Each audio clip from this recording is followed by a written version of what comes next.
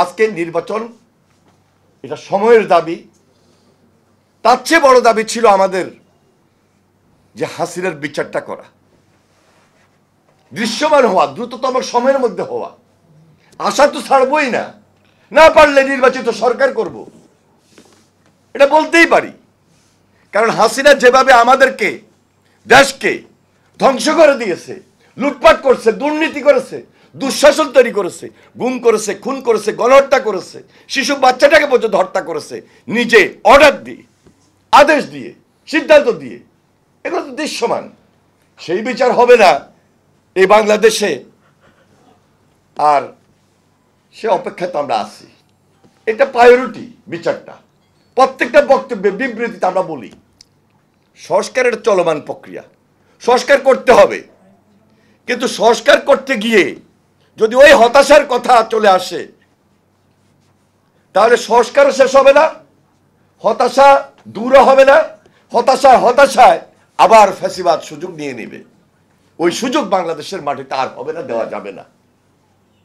এই জন্য সুযোগ যেহেতু দিব না, ফ্যাসিবাদ যেন না আসতে পারে, ষড়যন্ত্র যেন আবারও তৈরি না হতে পারে।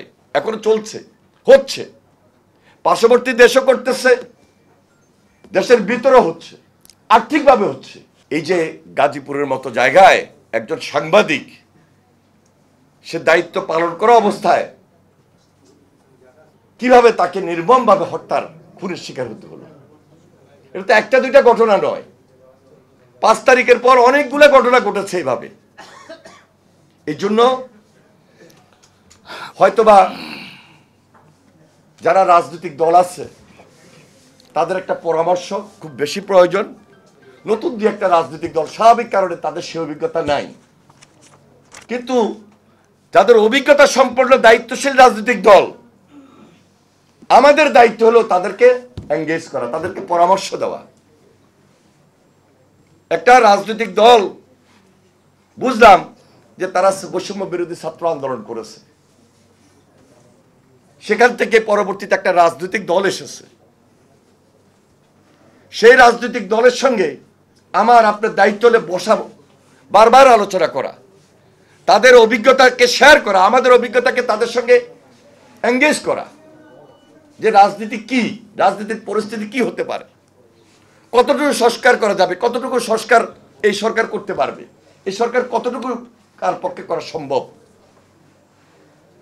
কিন্তু আমরা সকল রাজনৈতিক দল আসলে প্রকৃতপক্ষে যেই পরামর্শগুলো তাদেরকে, এই যুবকদেরকে, যুবক নেতৃত্বকে দেওয়া দরকার, আমার মনে হয় সব রাজনৈতিক দল তাদেরকে সেই পরামর্শটুকু দিচ্ছেন না, বরং ব্যবহার করার চেষ্টা করছেন। আমরা সবাই ঐক্যের জায়গাটাকে আরো বেশি শক্তিশালী করতে হবে, এবং এই ঐক্যের জায়গাটাকে শক্তিশালী করতে হলে সব ভুলে গিয়ে আমাকে চিন্তা করতে হবে সবার আগে বাংলাদেশ। এর বাইরে অন্য কিছু হতে পারে না, এর বাইরে অন্য কিছু চিনি না আমরা। এক একটা দলের এক একটা রাজনৈতিক আদর্শ থাকে, আদর্শ ভিত্তিক কথা বলবেন, কিন্তু বাংলাদেশ প্রেক্ষাপটে, বাংলাদেশ বিনির্মাণে, নতুন বাংলাদেশ গড়ার ক্ষেত্রে আমাদেরকে আরো বেশি দায়িত্বশীল হওয়া উচিত। যেহেতু অন্তর্বর্তীকালীন সরকার এখানে একটু সময় বেশি নিয়েছেন, কারণ কিছু সংস্কারের ব্যাপার আছে, হাসিনার বিচারের ব্যাপার আছে, প্রক্রিয়ার ব্যাপার আছে, হয় আরো কিছু রুটিন ওয়ার্ক আছে। কিন্তু এর মধ্যে ওনারাও কিন্তু অনেক মবের শিকার হয়েছেন। সব দাবি তো তারা মেনে নিতে পারবে না, আর সব দাবি 5 তারিখের পর একের পর এক করতে থাকবে, এটাও কিন্তু ষড়যন্ত্রের বড় অংশ। এই যে আনসার সর্বপ্রথম যে আন্দোলনটা করলো, এটা কি ষড়যন্ত্র ছিল না?